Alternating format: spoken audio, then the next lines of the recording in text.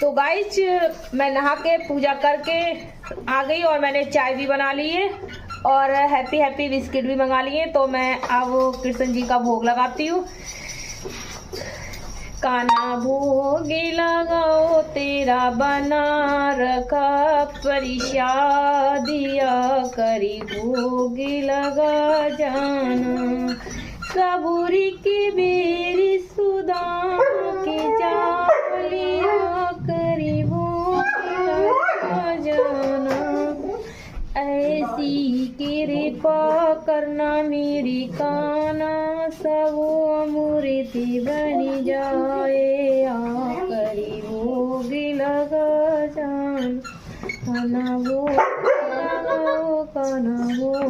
लगाओ तेरा बना रखा आदिया करी भोग लगा जाना। जय हो जय श्री कृष्ण। जय हो कृष्ण।